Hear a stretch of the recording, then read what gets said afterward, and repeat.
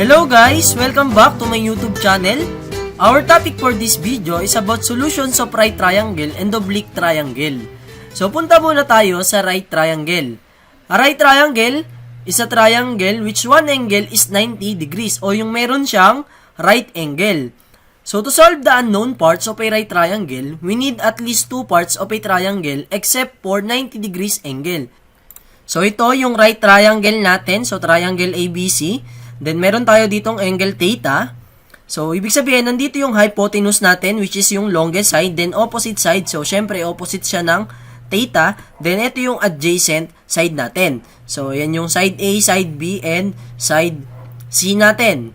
So, sa pag-solve dito sa mga missing parts ng right triangle, so, kailangan natin yung SOHCAHTOA.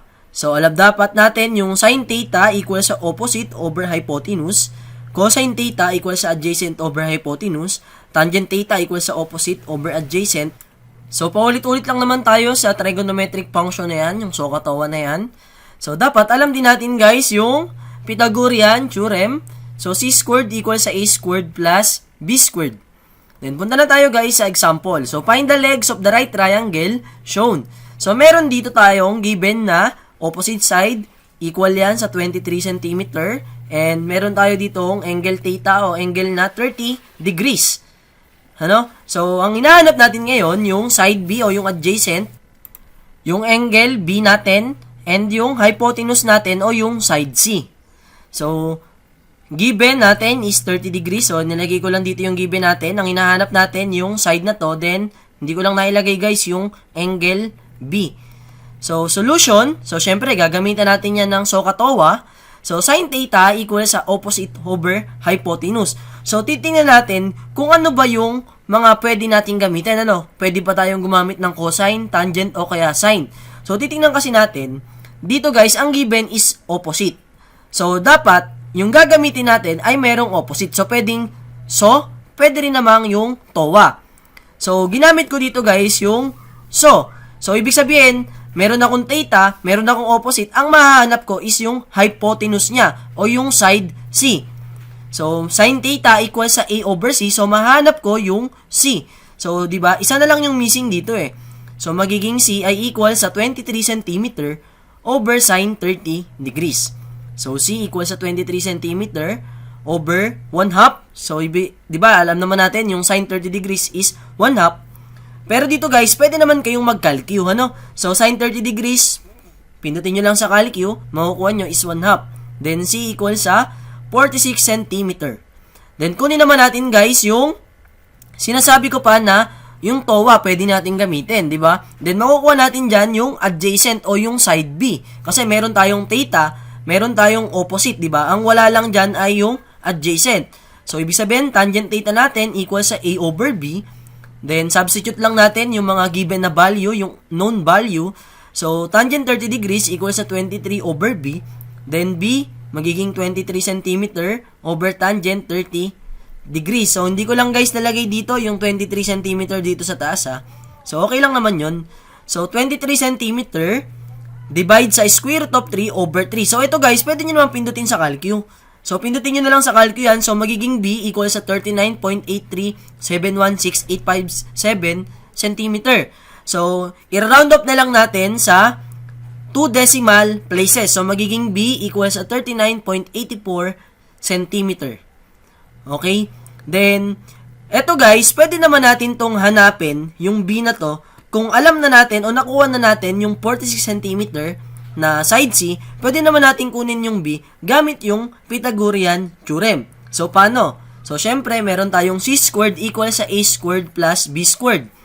So, para makuha natin yung B squared, lipat lang natin yung 23 squared sa kabila. So, magiging B equal sa square root of 46 squared minus 23 squared. So, syempre, gagamitan nyo na lang guys yan ng calcu. So, ang makukuha nyo ay 39.84 cm.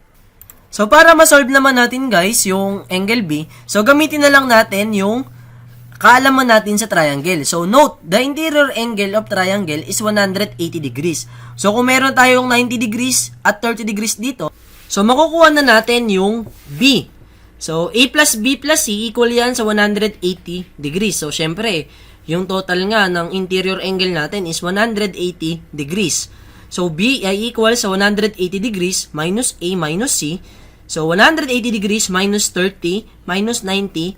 So, B ay equal sa 60 degrees.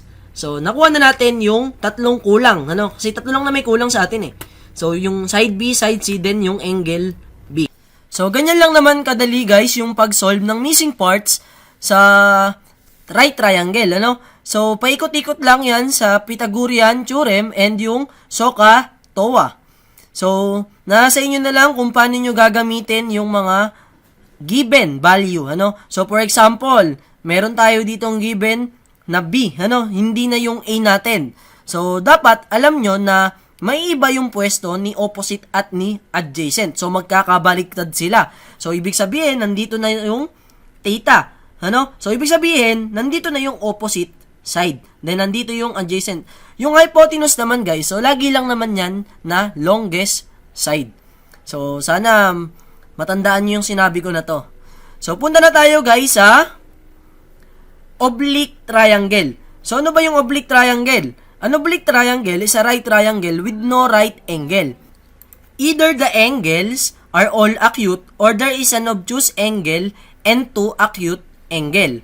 So, yan naman, alam nyo naman, ano, yan yung obtuse angle. Pag sinabi nating obtuse angle, guys, so, below 90 degrees. Pag naman sinabi nating acute, yung mas mataas sa 90 degrees yung angle.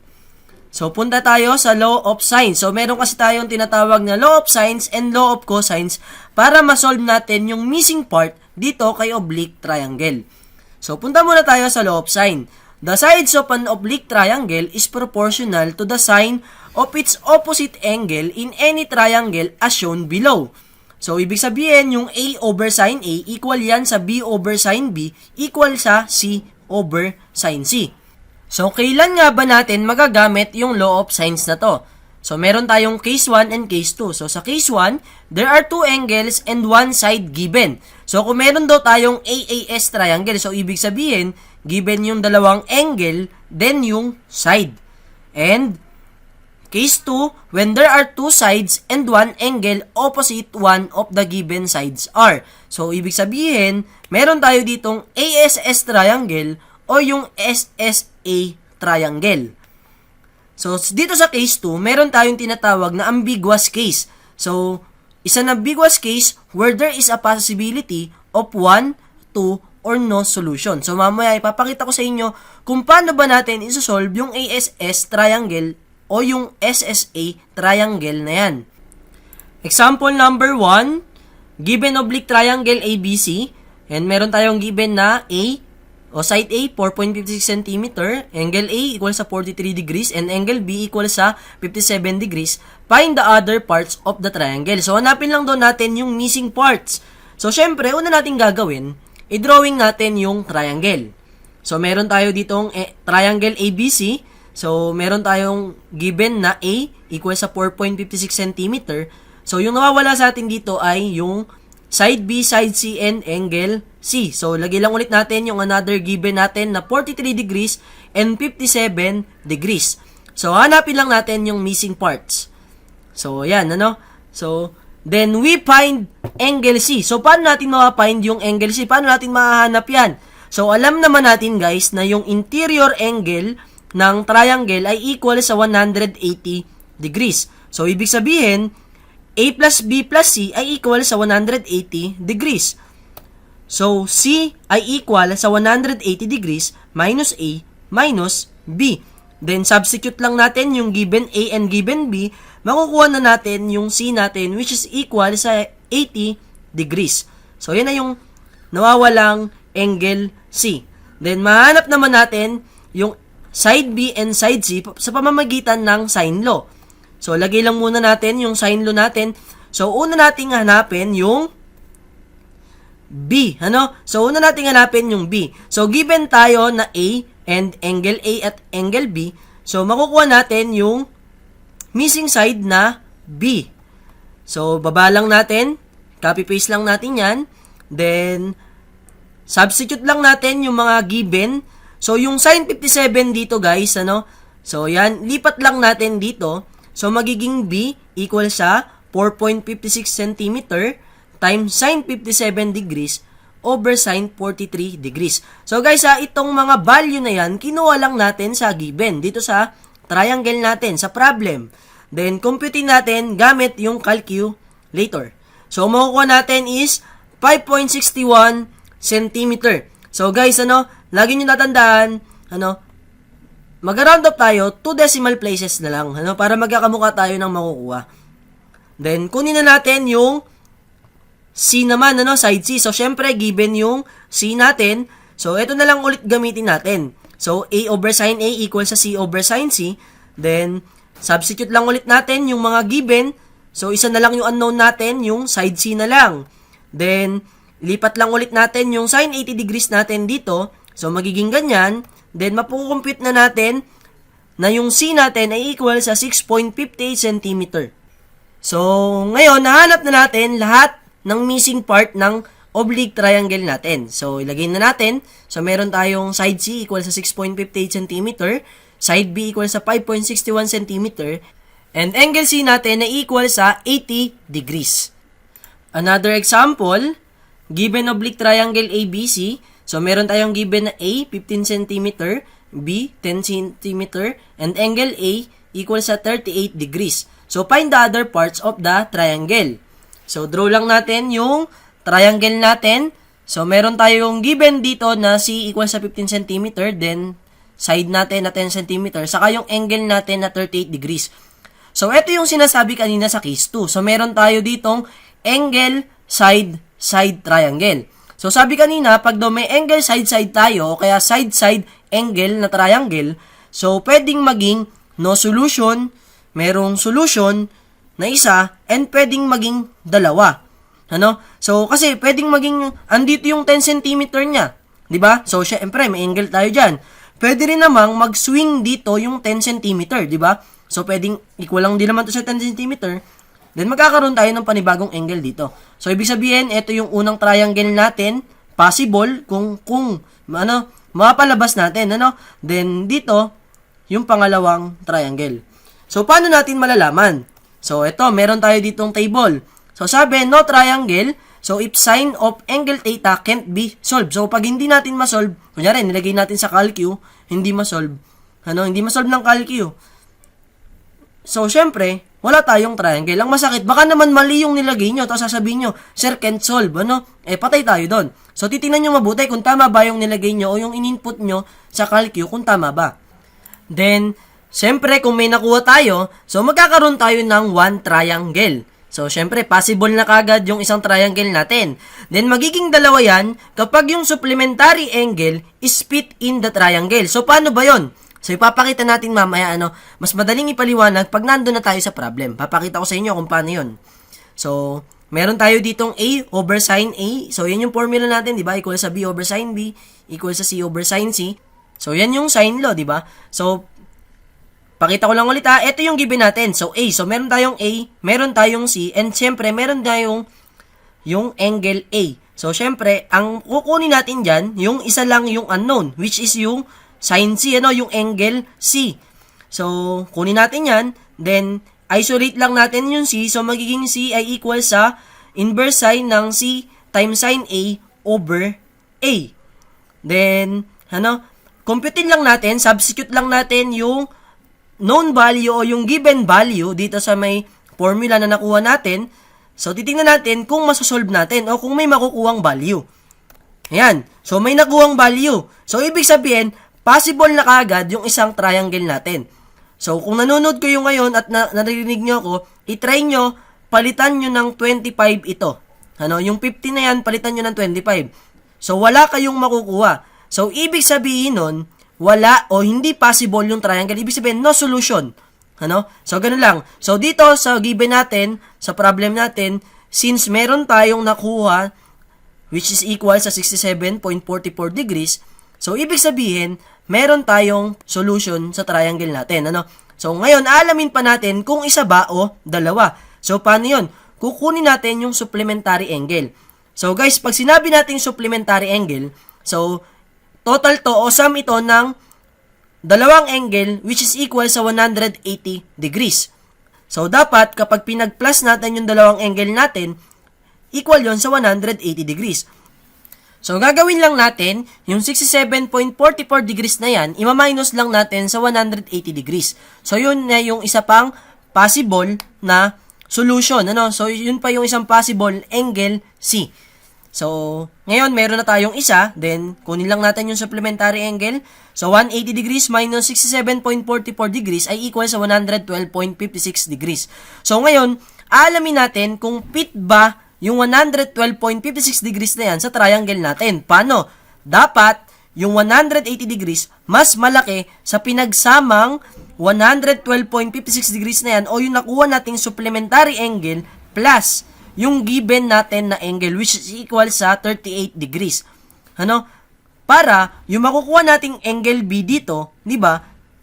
Meron, Kasi kapag ka mas maliit, so ibig sabihin lumagpas na siya ng 180 degrees. 'Di ba? So ibig sabihin hindi na possible. So dahil dito, guys, greater than sa 150.56 degrees, so possible yung supplementary angle natin na equal sa 112.56 degrees. So, ibig sabihin, dalawa yung solution sa triangle natin. So, ganun lang yun, guys, So, kung hindi nag-fit, kung mas maliit, so, ibig sabihin, isa lang yung possible triangle o yung possible solution. So, kung ngayon, kunin na natin yung missing parts ng mga triangle natin. Kasi dalawa yan, So, dalawang triangle. So, ang nawawala na lang dito, yung syempre, side B, then yung angle B natin. So, yung B natin makukuha natin sa 180 degrees minus 38 degrees minus 67.44 degrees. Kasi alam naman natin yung total interior angle is equal to 180 degrees. So, yung B natin o yung angle B natin ay equal sa 74.56 degrees. Then, ngayon naman, dahil meron na tayong angle B, so magagamit na natin si sine law. So, A over sine A ay equal sa B over sine B. Pwede rin, guys, B over sine B equal sa C over sine C. So, ganun lang din naman yung makukuha. So, B ay equal sa A times sine B over sine A. Then, substitute lang natin yung mga known value. Then, input natin yan sa calculator. So, makukuha natin is 15.66 cm. Then, kunin naman natin, guys, yung isa pa nating triangle. Kasi, di ba, dalawa yung nakuha nating triangle, So, eto na yung unang solution natin sa triangle natin. Then, punta naman tayo sa pangalawang triangle. So, meron na tayong given angle C na 112.56 degrees. So, ang missing na lang natin ay yung side B and yung angle B natin. So, same process lang ulit gagawin natin. Makukuha ulit natin yung angle B natin. So, 180 degrees minus 38 degrees minus 112.56 degrees. So, equal yan sa 29.44 degrees. Mapapansin nyo, guys, kung nagkamali kayo, kunwari, supplementary angle na nakuha natin is 150 degrees. Magne-negative yung sagot natin dito. So, makikita pa rin natin na hindi possible yung isang solution natin. Hindi possible yung isang triangle na nakuha natin. So, dahil positive dito yung nakuha nating angle B, possible yung solution natin. So, ibig sabihin, tama lang na dalawa yung triangle natin. Then, kunin lang ulit natin yung side B natin. So, same process lang naman. So, ganyan lang, substitute lang ulit natin yung mga given value o yung known value natin dito. Then, compute nyo lang sa calcu. Then, yung makukuha natin is 7.98 cm. So, yan na yung sagot natin. So, kompleto na yung triangle natin. Then, guys, punta naman tayo sa law of cosine o yung cosine law. In any triangle, the square of any side is equal to the sum of the squares of the other two sides minus twice the product of these sides multiplied by the cosine of its included angle. So, ano ba yung sinasabi natin dyan? Pakita na lang natin kaagad na ito yung formula natin. So, yan lang naman yung sabi dyan. So, kung meron daw tayong given na angle A, then yung side B at side C, so, syempre, makukuha natin yung A natin. So, equal yan, A squared equals sa B squared plus C squared minus 2BC times cosine A. So, kailan ba natin magagamit itong formula na to? So, guys, meron din tayo ditong pagkuha ng angle naman. So, kailan ba natin magagamit yan? So, case 1, all the three sides of the triangle are given. So, meron tayong SSS triangle. Then, yung case 2 natin, two sides and their included angle are known. So, syempre, dapat nasa gitna, So, ibig sabihin, side, angle, side. Included, yung nasa gitna nila. So, guys, huwag kayong matakot sa nakikita nyo yung 6 na formula na yan. So, ganito lang naman yan eh. Kunwari, alam nyo na yung agad yung given natin na meron tayong given angle A, given B at C. Makukuha na natin yung A paano, di ba? Ito yung A squared. Equal yan sa natitirang side. Squared nyo lang parehas, pagplasin nyo. Then minus times nyo sa 2 times B times C. Then yung cosine A. Paano naman kapag ito naman given? Yung C, A at B. So, syempre, B squared equal kay A squared plus C squared minus 2AC times cosine B. Then, yung nasa may kabila naman na to, guys, pag alam nyo yung tatlong nasa kaliwa na to, alam nyo na rin yan. So, ganito lang yan, guys. Kunwari, alam nyo yung A squared equal sa B squared plus C squared minus 2BC times cosine A. So, i-derive lang natin, ililipat lang natin tong 2BC na to, so magiging positive yan. Then, lipat natin yung A squared, magiging negative yan. Then, ang hinahanap natin is cosine A. So, ibaba lang natin yung 2BC, di ba? Kadali. Cosine A equals sa B squared plus C squared minus A squared over 2BC. So, yun na kaagad. So, punta na tayo sa example. So, given oblique triangle ABC where A equals sa 24 cm, C equals sa 32 cm, and angle B equals sa 115 degrees, find the missing parts. So, sketch lang ulit natin yung triangle natin. So, ayan yung given natin. Then, gamitan natin ng cosine law. So, makukuha natin kaagad yung B. So, makikita nyo, di ba? Ito yung given. So, makikita kaagad natin na yung triangle natin is side, angle, side. So, gagamitan natin yan ng cosine law. Kasi, tingnan nyo kung gagamitan natin to ng sine law, paano natin to gagamitan ng sine law? Hindi natin magagamit yung formula ni sine law dito kasi makukulangan tayo ng given, di ba? Dapat kasi, given yung B man lang sana. Pwedeng palitan yung C o A na B. Kaso nga lang, nagkataon na ganito yung given sa atin. So, hindi natin makukuha to gamit yung sine law. So, ang gagamitin natin ngayon is cosine law. So, B squared equals sa A squared plus C squared minus 2AC cosine B. Bakit ito yung ginamit ko? Kasi, di ba, ito yung nawawala and ito yung katapat ng angle B. So, yun yung given natin eh. Di ba? So, yun lang yung makukuha natin. Hindi natin kagad makukuha yung angle na C at angle na A. Kasi, kailangan natin sa pagkuha ng angle, di ba, dito kay cosine law, dapat given yung tatlong side. Eh, hindi pa given yung tatlong side. So, ibig sabihin, kukunin muna natin yung isang side na to. So, substitute lang natin yung mga given. So, B squared equals sa 24 squared plus 32 squared minus 2 times 24 times 32 times cosine 115 degrees. Then, ilagay lang natin yan o i-input lang natin yan sa calcu. Then, makukuha natin is 2,249.14. So, niround off ko na. Then, square root lang natin both side yan. So, ang makukuha natin ay 47.43 cm. So, yun yung nakuha natin. So, ngayon, pwede ko nang gamitin o pwede ko nang makuha yung angle C at angle A gamit yung cosine law na formula. So, meron tayong cosine A equals sa B squared plus C squared minus A squared over 2BC. So, mapapansin nyo, lahat kasi ng side ay kailangan dito. So, ngayon, lipat ko lang. So, magiging A equals sa inverse cosine ni B squared plus C squared minus A squared over 2BC. Then, substitute lang natin yung mga given o saka yung nakuha natin na B, substitute lang natin yan. So, ang makukuha natin is 27.43 degrees. So, guys, baka hindi nyo pa alam kung paano i-input to sa calcu, Shift cosine lang. Pero meron pang ibang paraan para makuha natin yung angle A na yan. So, dahil nakuha na naman natin yung side B, mapapansin ninyo, di ba? Pwede na natin gamitin dito yung sine law. So, gagamitan natin ng sine law yan. So, A over sine A equals sa B over sine B.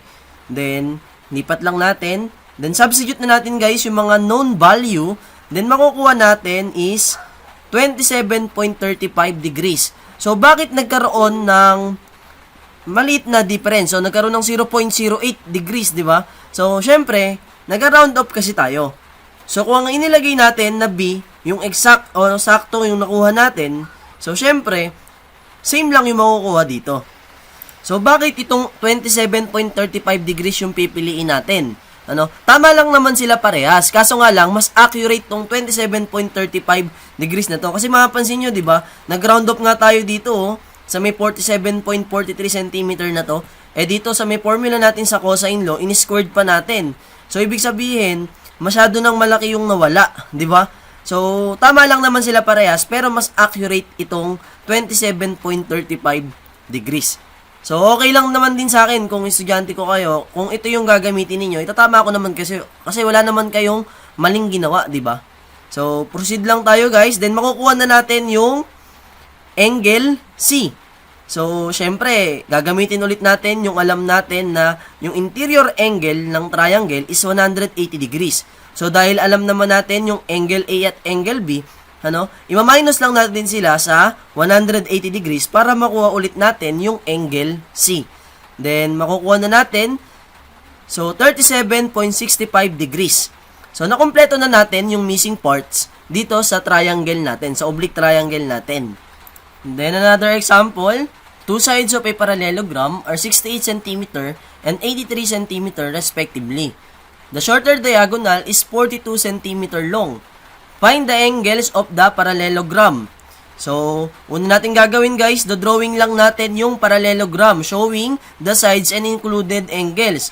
So, pag sinabi natin guys, parallelogram, it is a flat shape with opposite sides parallel and equal in length. So, lalagay lang natin guys yung dimension ng length niyan. So, meron tayo ditong 83 cm, then opposite. So, 83 cm din to. Then, equal lang din yung magka-opposite o magka-parallel na 68 cm at 68 cm. Then, guys, sabi dito, the shorter diagonal is 42 cm long. So, ito yung mas maliit na diagonal. Kasi, di ba, mapansin nyo to, tingnan nyo yung cursor. Ayan, mas mahaba ito kung ikukumpara natin dito. So, yan yung 42 cm. Then, nilalagay lang natin yung included angle. Guys, so, dito sa parallelogram, opposite angles are equal. So, ibig sabihin, yung angle theta na yan, equal. So, equal din yung angle beta na yan. Then, makapansin nyo guys, pwede tayong makabuo ng triangle. So, yung triangle sa ibabaw, equal lang din sa triangle sa baba. Then, ayan lang guys kunin lang natin. Then, pwede nating gamitan ngayon ng cosine law itong missing angle na yan. So, paano natin makukuha? So, syempre, gagamitan natin ng formula sa cosine law. So, baka sabihin nyo, sir, sine law na lang po kunin natin. Guys, hindi natin magagamit yung sine law kasi wala tayong given na kahit na isa ditong angle. Magagamit lang naman natin si sine law kapag may given na angle. So, kung makapansin nyo kasi, yung triangle na nabuo natin is side-side-side triangle. So, syempre, cosine law yung gagamitin natin. So, para mahanap natin yung angle C, so, ganyan na yung magiging formula natin. Then, isa-substitute na natin yung mga known value, Then, ayan. Then, input nyo lang yan sa calculator ninyo. Then, ang lalabas is 30.27 degrees. Then, alam naman natin guys, yung angle C natin ay equal lang din sa angle theta. So, ilalagay lang natin, yung theta natin is 30.27 degrees. So, ang kailangan na lang nating hanapin ay yung angle beta. Then, para mahanap natin yung angle beta, kailangan lang nating hanapin yung angle A at angle B. Then, pagpaplasin lang natin sila. So, tuloy lang tayo.